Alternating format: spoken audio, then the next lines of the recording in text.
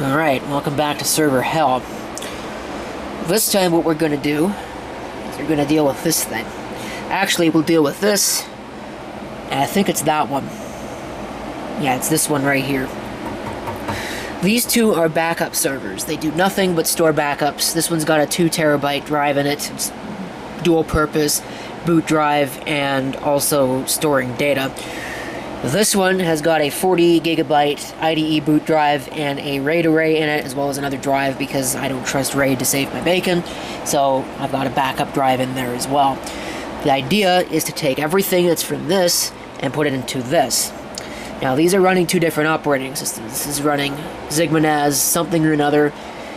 This is running Open Media Vault, and the 2 of them are probably not compatible. I think you might be able to get away with putting X4 volumes on this. I don't think you can get away with putting UFS on this. And, well, I'm going to be using the boot out of this one anyway. The other thing that this is going to do, because really there's no reason to have multiple machines doing the same thing. So, combine it all into one, this one. Hopefully I've got enough power connectors on this to do everything I need. Add in another drive so I can have a backup of the backups that are on this. But we got to do this in a roundabout way. So what I'm going to do is I'm going to take this system out, put it on the bench, put in another 2 terabyte drive, transfer everything that's on the array from this onto that 2 terabyte drive. Then I'm going to take this out, and what I'm in the process is I'm going to change the motherboard because it's got a P5K SE EPU board in it right now with a Core 2 quad. There's no reason for it to have a quad-core CPU. I can use that board for something else later on down the line. I have no need. All it does is just produce heat. So, there's really no point. Same deal with this one, but this one's going to be in a different video. I've got another board for this. So we'll deal with all that. This actually needs storage upgrades as well, because I'm running out of space on it. As if that's a surprise. But I gotta stop yakking and start working. I really don't want to do this. But if I don't do it now, I'm never going to do it because I'm just going to forget about it every single time. So, how bad can it possibly be, right? Right, come in here, use the machine in question. You can get an idea for specs.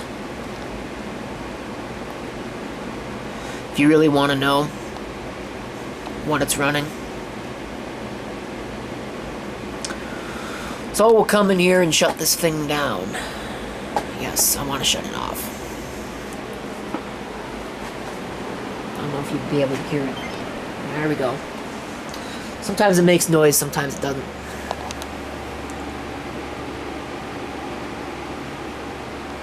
We'll see if we can actually see it turning off. There we go. So let's get it out of there. Alright, so here's the system in question. Get an idea for what it looks like. I'm kind of amazed with how hot it is in there, that none of these capacitors are blown up or anything like that. Good quality caps, though, so they certainly shouldn't. At least I think they're good quality. I don't know what they actually are. I can't read any labels on them, so there's one thing. So this is the boot drive plus the storage. What I'm going to do is I'm going to grab a second 2 terabyte drive, grab a cable. I don't know if I've got a power thing that I can use. Probably not. Oh, actually, that's really convenient right there, because it's supposed to have an optical drive in it, but I don't have the drive cage, so pull that out, and then we'll deal with the other machine. I might just put this one back, although it really doesn't matter, because I'm not going to be using it until the end of the month anyway, so whatever, you know. Anyway. Alright, it's configured to power on immediately upon applying power to it. So, there's our other drive. You can see here. I bought a lot of these. I think it was about 7 drives. I think the total came out to like $35 a drive or something. It's a really good deal for 2 terabyte hard drives. Even if they are green power drives. I mean, for that price, who cares? Supposedly all working. I guess we'll find out. But it should, in theory, be plugged in and running. And so we'll let Sigma boot. I'll go to the web console, configure that drive, and call it a day. Alright, so here's the machine. The idea here is that we go into disk management. And we need to add a disk. Oh, we could give it a description. We'll call it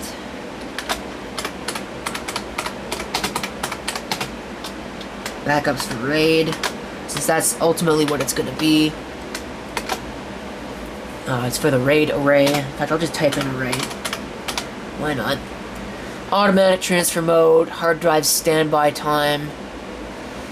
Well, we'll set it to 300 minutes. Power management, we'll actually give it something. Acoustic level, maximum performance, we'll activate smart monitoring. It should be unformatted. Certainly for our purposes it is, because we could be formatting it anyway. We'll apply those changes. And we'll format for UFS. Select the right drive. Actually, we can't even format that because it's not going to let us. So, only one drive. Volume label. We'll call it emergency 1. In fact, actually, no, we'll call it emergency 2. Just because, you know, it's an emergency if you have to use it. I think it's an advanced format drive. I'm going to not enable that and see what happens.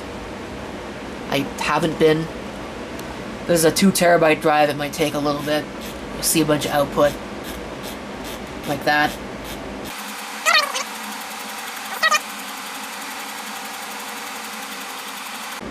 There we go. Soft updates. UFS. Debug flags. Good. Alright, so should be good to go. Come up here, hit OK. It's now UFS.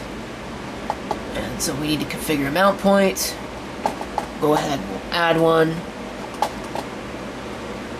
There's only one option. I think I selected GPT, I don't actually know. So I guess we'll find out.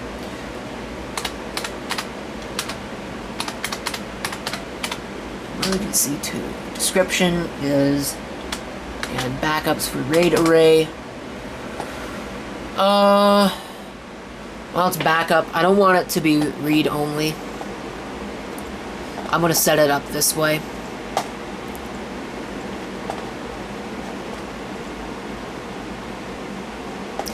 And we'll see what ends up happening. So I'm going to set it up for rsync. So we'll hit add. See what it does. Apply the changes. And okay. So now we'll go into rsync. Rsync server.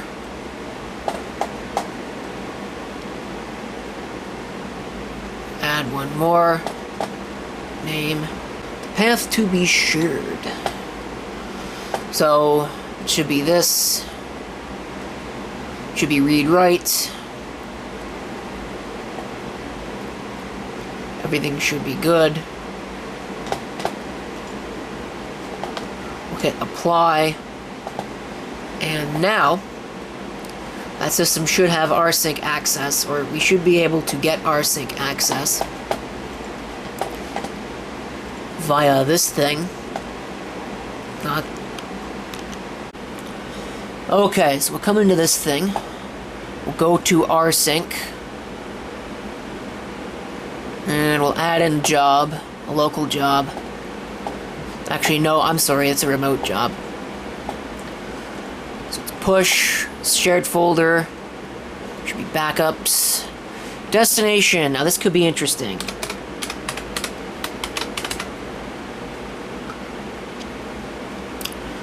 Let's see how this is gonna work, because I don't actually remember. Alright. There's our transfer. Go and just find there in the background. Well, actually it's not in the background, it's in the foreground on that. Come over here to this. Should see the activity. And I do. And that's filling up. Working the way it's supposed to. So if we look at that, you might be able to see network activity. Maybe not. But that process might take a long time because that's almost 2 terabytes worth of data. Really should be using a 4 terabyte drive, but well, I have what I have laying around. We'll use 2 terabytes for now. Should be more than good enough. Alright, so here's the system. Please do excuse the very messy work area. I've got a lot of things going on right now, and of course couple that with a mental issue causing a loss of enthusiasm to really do much of anything at all. And this has been put off for entirely way too long. I started work on this 2 weeks ago, and so now it's the end of the month, so I gotta get this going because I kind of need to make backups. So it still needs to get done. So what I'll do is I'll pull out all the cabling, and then I'll come back. I won't need that boot drive over there anymore, which is good because that boot drive is on its last leg anyway. Okay, so I've got everything unplugged that needs to be unplugged, and some stuff that doesn't, but I did it anyway just to get it out of my way while I'm working on this. So the next step is to pull all the screws out of the motherboard and put the new board in. Wow! Alright. So everything that needs to be hooked up is now hooked up. The way that it's supposed to be. Should have been done 15 minutes ago. Actually, a lot longer ago. It's now 1 o'clock. I've spent an hour putting all this together. Ridiculous. No excuse for that. It's not even done either, because I still need to get a splitter for my Molex so I can run my fan back here, because there are not enough fan headers on this new motherboard. And on top of that, I need to get a Y cable for SATA, because there aren't enough SATA plugs or Molex plugs on this power supply. Which I don't even know what it is. I think it's probably one of those bronze stupidities. So whatever, everything that needs to be hooked up is now hooked up. Good enough. Now we'll power it up, and now how much do you want to bet that something is going to have gone wrong?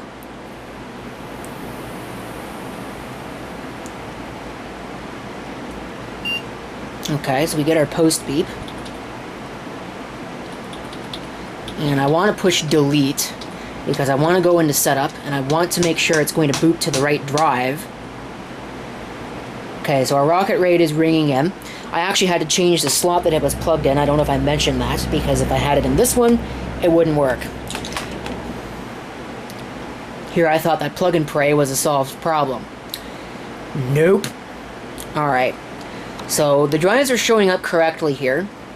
SATA 2 is supposed to be my other backup drive, but I can't hook it up because I don't have enough power connectors for hard drives.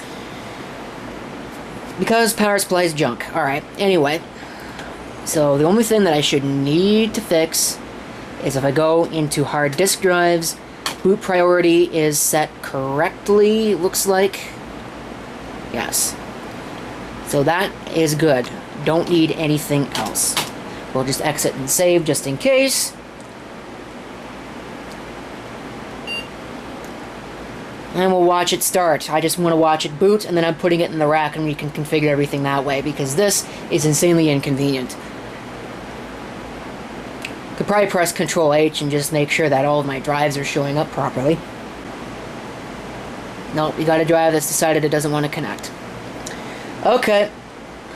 0, 0. I don't know which one that is, but I'm going to have to play around with power connectors, I think. Okay, it's a good thing I checked, because my array actually isn't even configured at all. So, no suitable disks. Well, fine. Initialize, yes. So now we can create RAID 10. I'm going to call it backup, which is what it's supposed to be. All those devices, 2 terabytes.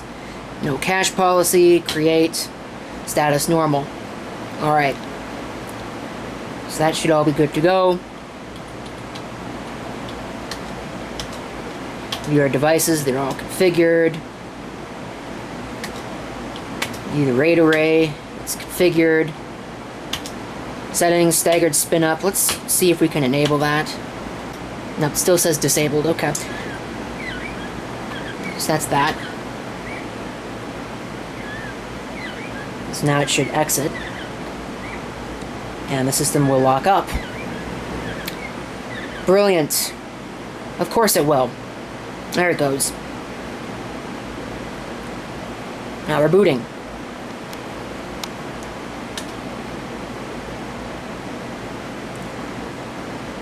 So we'll let it do that, I'll watch it, and then I'll put it in the closet, and hopefully it will actually get a proper IP address. All the devices are there. Everything should be good to go. Okay. Alright, so after a snafu involving the network interface, and also the fact that a root password cannot be set properly, apparently, we are ready to go. So we will log in. And this is what we are greeted with. Everything set up the way that it should be. Or at least for now. I don't know what I'm going to do about backups here. I'd like to change its name, but I don't think I can. If I hit... No, that wasn't quite what I wanted either.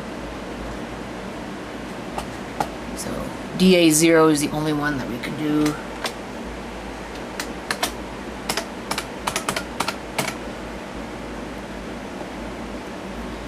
Call it just backups, because that's what it is. I'm going to leave all that alone. Smart monitoring probably isn't going to do anything because it's...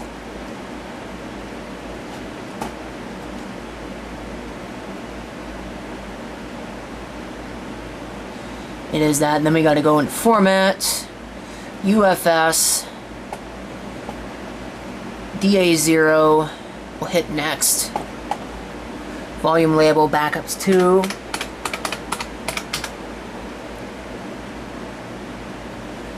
everything there should be fine. I don't think I need to worry about the master boot record. Maybe I do, maybe I don't, I don't know. I guess we'll find out. Format. This is a pretty similar process to the other drive.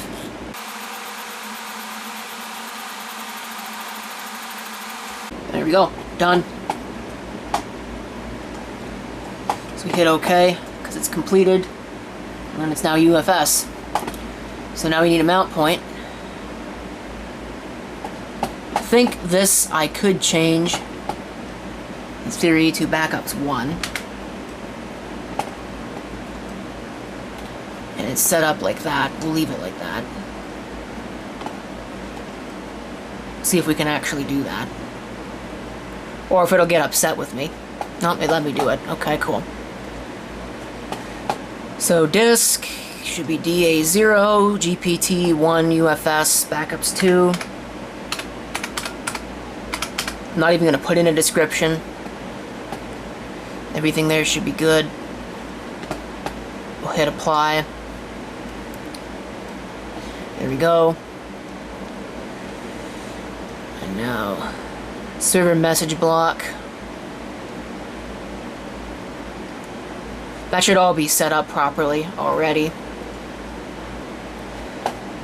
But I need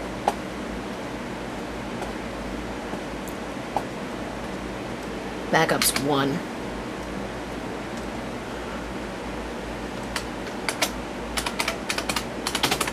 System backups.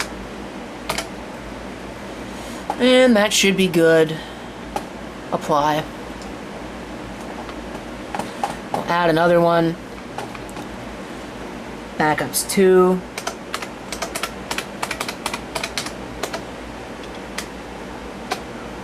Server backups. Because that's what they are. Oops.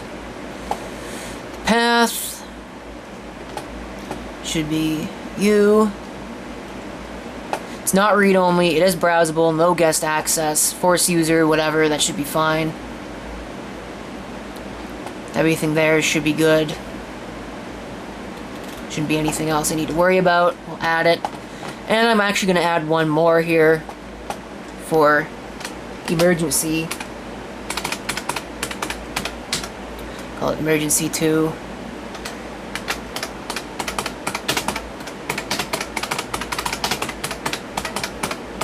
Backup of the server backups, and this is going to be mount emergency 2. Okay. It's read only, no guest access, no recycle bin. Do not hide files. Should have checked that on the other one anyway. But doesn't matter. The rest of it should be okay. We'll hit apply. And there we go.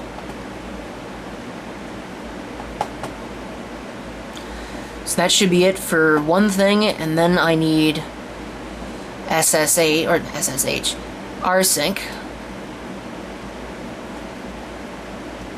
Server is enabled.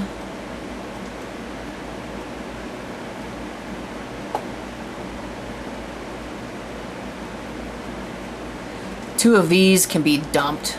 Don't really need those.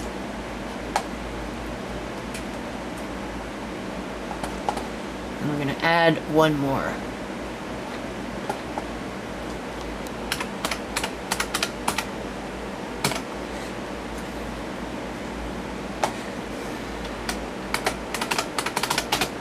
Server backups. Backups 2, I believe, which should be empty. If I go into backups 1, there should be files there, and there are. So backups 2 is the one that we want. List, read, write. Everything else should be fine. And that should be good on that. Alright, apply. I told it to delete that, but it seems to have ignored me. There. Alright, good. And I guess I need to set up a local job as well to go from backup 2 to emergency 2. Oot. Set 0 at midnight on the first day of all months. So that's all. I don't think I need to. Recursive, preserve times, archive. We'll set it to delete. We'll set it to default. Preserve everything. Should be good. Alright. Add that in and apply. And that should be that set up. Now, I need to go and transfer the data from server to everything else. So that's going to be fun. Okay, so I've reconfigured this, and I'm also going to do the transfer on this. So this is one of the servers that I use, where that uses that particular entry. And oh man, is that gonna take forever. Wow. I made the decision not to back up the LER archives portion of this because it's also, it's technically not backed up, but it is backed up as well at the same time. It's not the same directory structure, but I've got it on another machine, so I've got 2 copies of them. And to me, it seems unlikely that both systems would fail at any one given time, so this should be okay, but just, this is going to take forever.